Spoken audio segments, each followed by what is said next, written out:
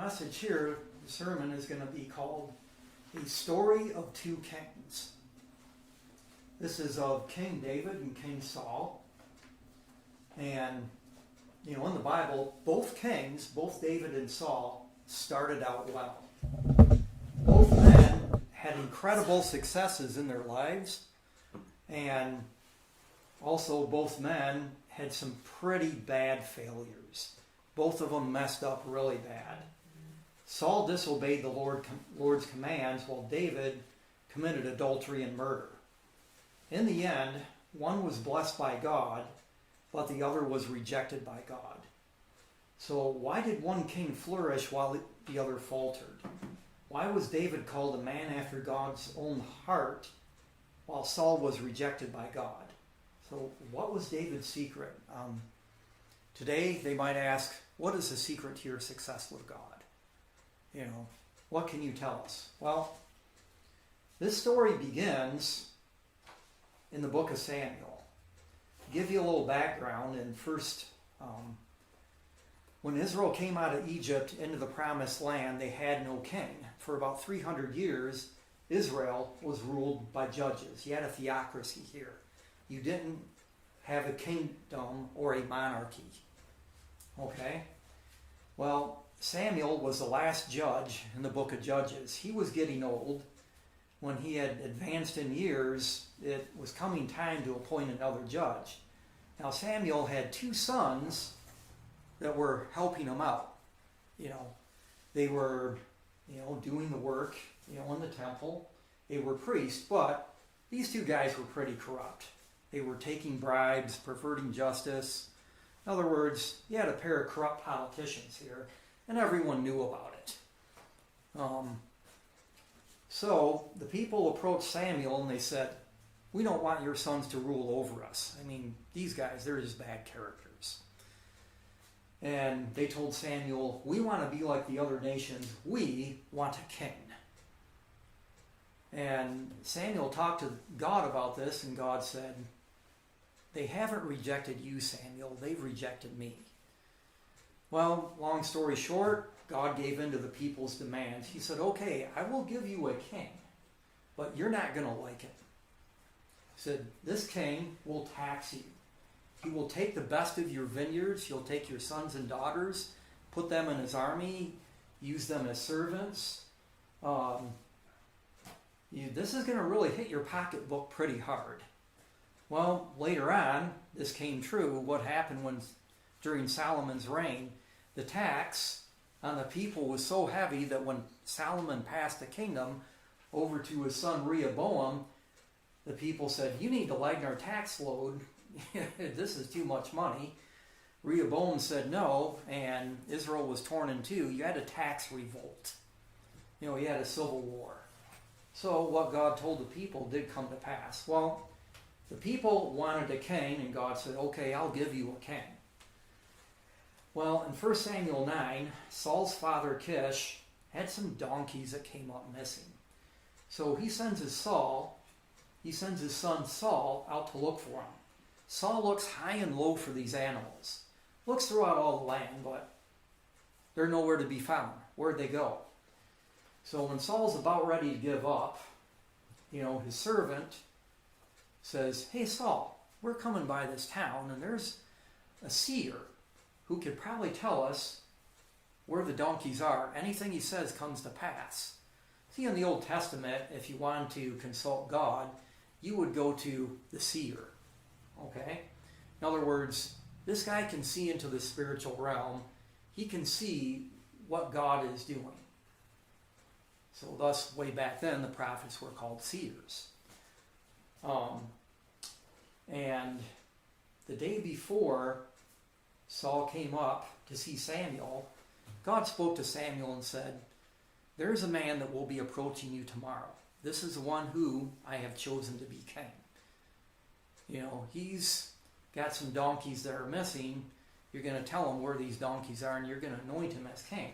Well, sure enough, as Saul and his servant was approaching the city, they were looking for the seer. They were asking, where's the seer? Where's the prophet? Samuel approached them, and he said, I am he. I am the prophet. And right away, Samuel told Saul, the donkeys you are looking for have been found.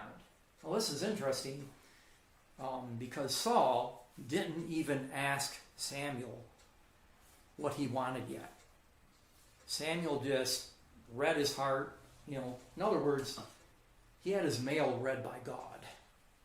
Okay, so that probably startled Saul. Okay, so Samuel invites Saul into the city and invites him to dinner. And there, Samuel then anoints Saul as king. When Samuel sent Saul on his way, he told him, when you leave, you will find 2 men by Rachel's tomb in Benjamin's territory that will tell you that your donkeys have been found. Then, when you come to the hill of God, where the Philistine garrison is, you will meet a group of prophets coming down from the high place. Then the Spirit of God will come upon you, and you will be prophesied, and you will be turned into another man. Okay, in other words, God was going to change Saul's heart. Well, sure enough, it happened. When Saul met the prophets, the Spirit of God came upon him, and he prophesied. Now, the people that were around him were amazed because they knew Saul. And they said, whoa, what's this? Is Saul among the prophets? Today, it would be like someone you knew in high school is all of a sudden on TV healing the sick, raising dead people. It'd be like someone you knew just became a Benny Hinn. Like, how did this guy get to be a faith healer? Okay, so in other words, they knew something changed about Saul. Something was going on here that was noticeable. So what happens after the Spirit of God comes on him? In 1 Samuel 11, the Amalekites invade Israel. Amalekites, whatever. They came against Jabesh-Gilead and created a great panic among the Jews. In other words, you had a foreign power coming up and they launched a major military campaign against Israel. Okay, so the men of Jabesh-Gilead attempted to make peace with the foreign invaders. The Ammonites said, okay, we'll make peace with you on this one condition, that you all put out your right eye. You gouge out your right eye, and then we'll make peace with you. So the news of this reached Saul. And what happened? The Spirit of God came upon Saul, and you could say there was a holy anger that just rose up in him. In other words, there was indignation, but there was an extra energy that was added to this. So Saul took a yoke of oxen, cut them in pieces, and sent them throughout the land and said, whoever does not go up with me to battle, so shall this be done to his oxen. In other words, if you guys don't come up and fight, this is what's going to happen to your oxen. See, back then there wasn't a draft. Okay, there'd be a trumpet blown, there would be a call to arms, and you would have like a volunteer army that would come up. So, in Saul's army then routed and destroyed the invaders. They beat them back. So in other words, this was like Saul's Goliath. Here comes a major, foreign army that's invaded his territory. He demonstrates real courage here where he rallies the men and they go up and defeat them. Okay, so did Saul start out good? Yeah. Samuel anointed him as king. The Spirit of God came on him. He prophesied. I think God was trying to show something to Saul. Okay, but you don't ever hear about Saul going back and prophesying with the prophets. He did it one other time, but that was when he was pursuing David. In other words, Saul just had a one-time dip in the river. He had an experience with God, but he never went back for more. Okay. After this, Saul had mistake number 1. Saul's son Jonathan attacks a garrison of Philistines. This provoked the Philistines, got him mad, and it started a war. Okay, the Philistines launched a large-scale military assault against Israel. They sent 30,000 chariots, 6,000 horsemen, and men as numerous as the sand of the sea up against Israel. Well, so what happened? All the men of Israel were shaking. They were just terrified of this large army. They said, hey, Jonathan went up, he attacked the garrison, provoked them to war. Now they're going to come in and wipe us out. So, basically Saul blows a trumpet and calls the men to arms, but what happens? The men flee and hide. Some of them cross over to the other side of the Jordan just to get away from the Philistines. It's interesting here that Samuel told Saul, you wait here 7 days, I'll come, I'll offer the sacrifice. Then we'll go up and fight the Philistines.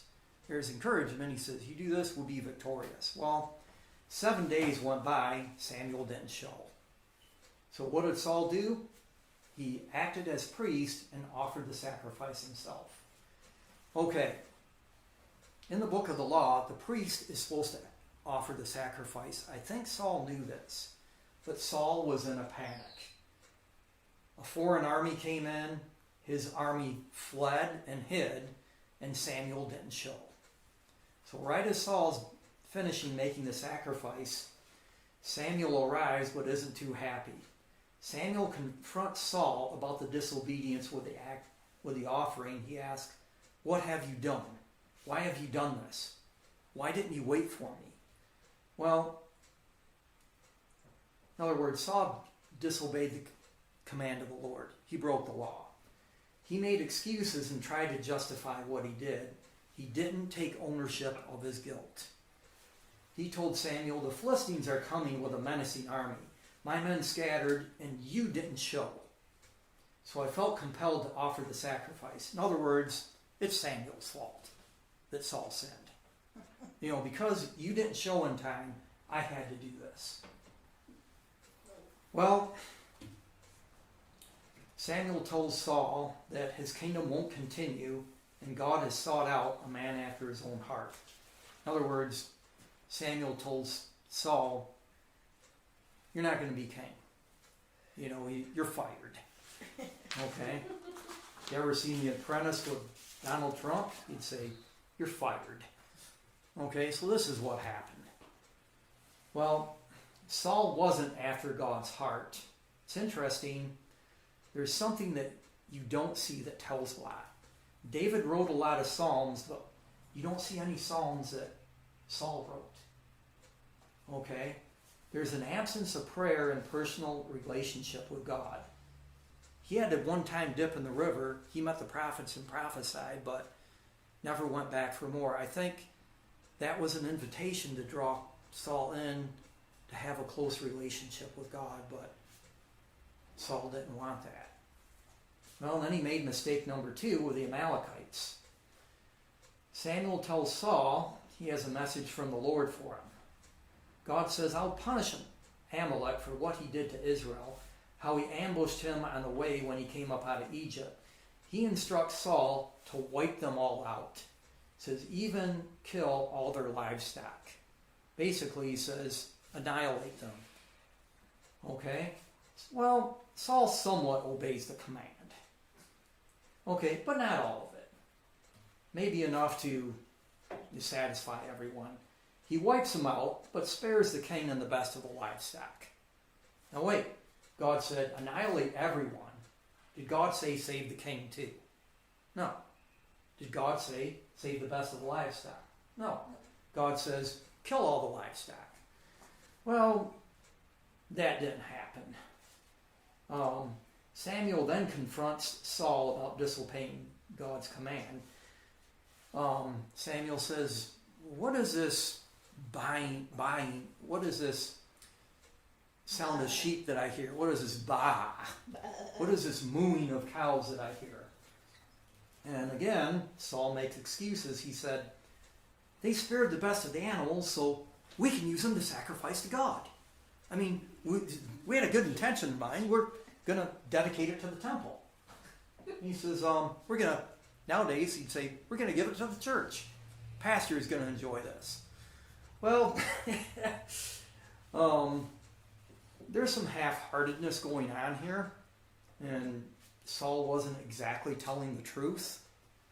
In other words, when he was confronted, Saul lied to the prophet about his motives. He doesn't take ownership for his sin and repent. And he finally admits that he feared the people and gave in to their demands instead of obeying the Lord. He tells Samuel he sinned, but he wanted Samuel to honor him in front of the elders. So I don't think he was really repentant here. What you have is crocodile tears. He was sorry he got caught. He was sorry he got caught, but I'm seeing a pattern. You know, when the Ammonites came up, Saul disobeyed when he offered the sacrifice. Again, he disobeyed the Lord's command. He didn't obey all of it. He only obeyed part of it. Okay, so I don't think he really repented the first time, and he messed up again here. In fact, in 1 Samuel 15:12, after he defeated the Amalekites, Saul made a monument to himself. Just before Samuel came and seen him. He's going to honor himself here. I mean, he didn't honor God. Okay? In fact, he outright disobeyed him. So, again, Samuel tells Saul God has rejected him as king. God told Samuel, I greatly regret that I have set up Saul as king, for he has turned his back from following me. I think that's something that would be like a oh no moment. When God says, you've turned your back on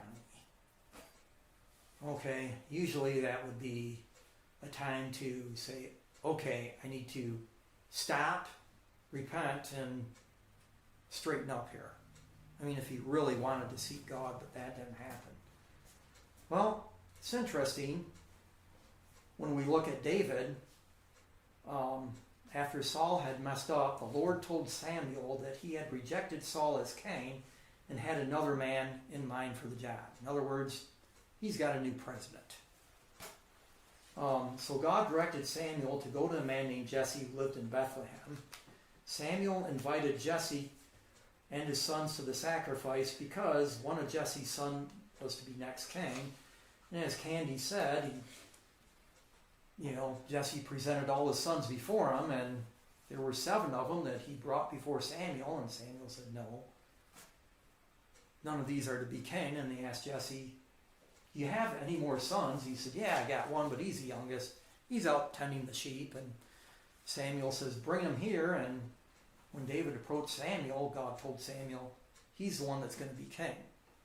Well, Samuel anoints David with oil and tells him he's going to be king over Israel. Well, what happens next? Well, you got the story of David and Goliath.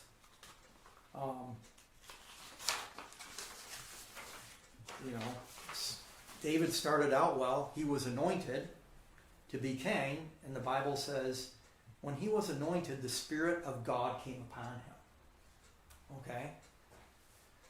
So, in the book of Samuel, the Philistines had gathered their armies to battle Israel. The Philistines stood on a mountain on one side, while the Jews stood on a mountain on the other side with a valley in between them.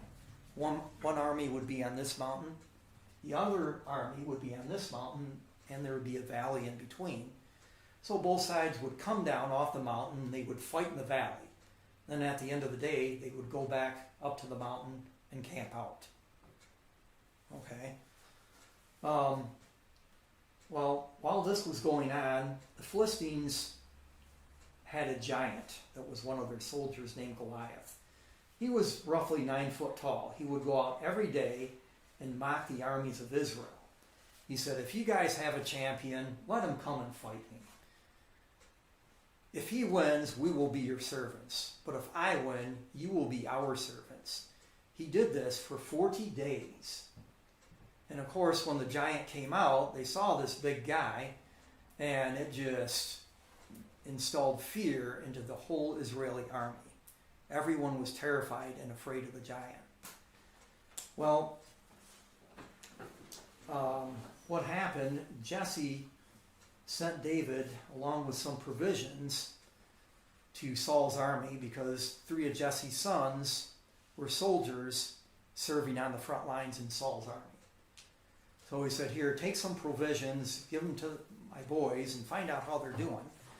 So when David went to the camp, he heard Goliath mocking the armies of Israel, and he said, "Who is this uncircumcised Philistine that will come up and mock the armies of God?" In other words, David was real upset that this guy wasn't just mocking Israel, he was insulting God.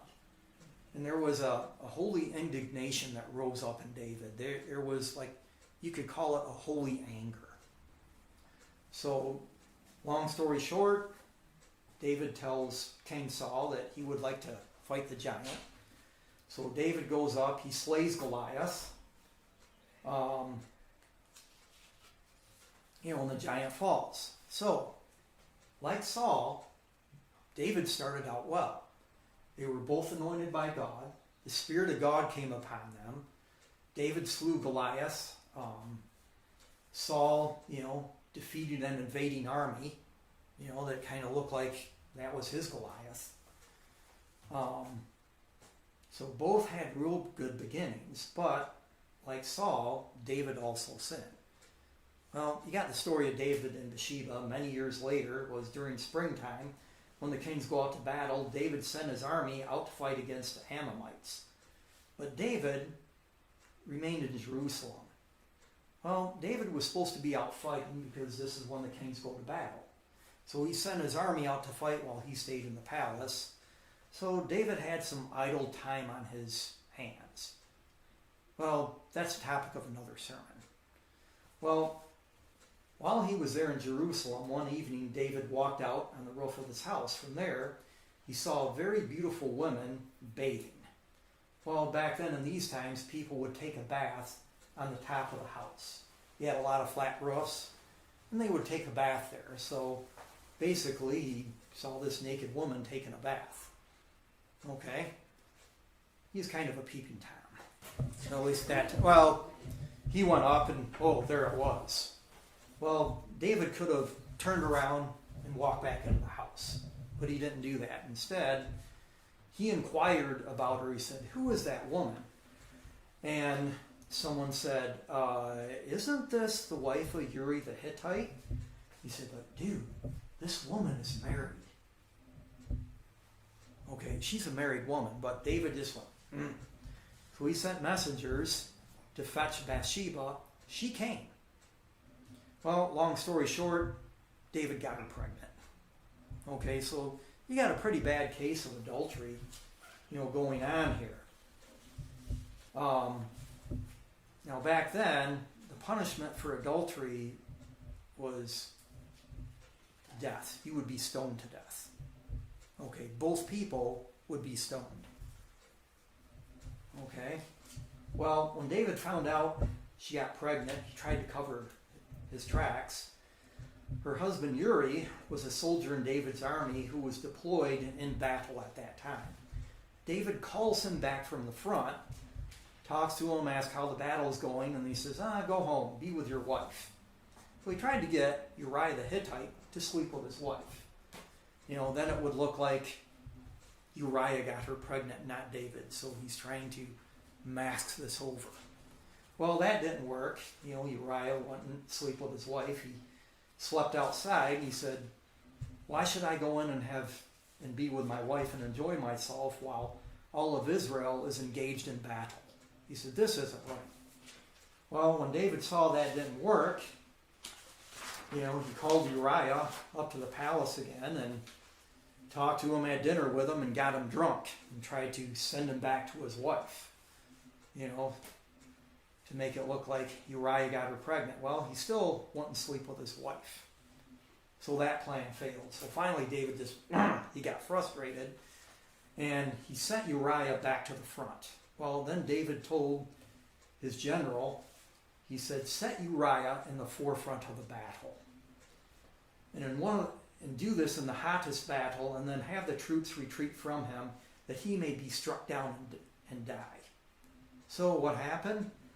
David's general saw a place where the battle was really hot and intense, and there were some pretty powerful and valiant soldiers from the enemy that were fighting Israel, and he threw Uriah in there, and then the soldiers backed up. Well, of course, Uriah got killed. What did David tell his general? Well, the sword devours one as easily as it does the other. So then he fetched Bathsheba, and married her after Uri the Hittite was killed. Well, so of course, when Bathsheba had a baby, it looked like a honeymoon baby here. Okay, so again, he's trying to cover his tracks. But the thing David did displeased the Lord. I think God got a little ticked off here. So, the prophet Nathan confronted David. Now, it's interesting, Nathan had to be a little careful here. If he goes up and says, King, you messed up.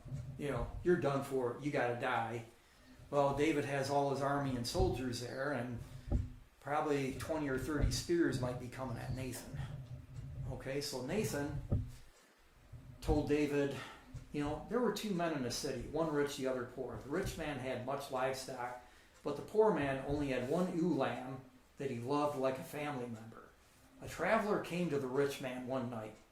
So the wealthy man took the poor man's lamb, and used that for the traveler's dinner. He refused to take from his own herd. When David heard this story, it aroused his anger against the wealthy man, and David said, the man who did this must surely die. Nathan declared, you are the man that has done this. You killed Uriah the Hittite with a sword and took his wife to be your wife. Right then, David was cut to the heart. What did David do? So what we see here is he won. You can see David pouring out, his heart about this. Just to read took their livestock, their cattle, their family, their kids. Their families were taken, as slaves. And at this point, the people were talking about stoning David. Hey, you're the leader. Why didn't you prevent this people? What did David do? He went into the tent and consulted God. He was in the tent talking to God. What? Look, now is the time to go after these guys. But what did David do? He said, I'm going to talk to God first. And God said, pursue them, and you will overtake them and retake your families. You'll get all your stuff back, and that's what happened.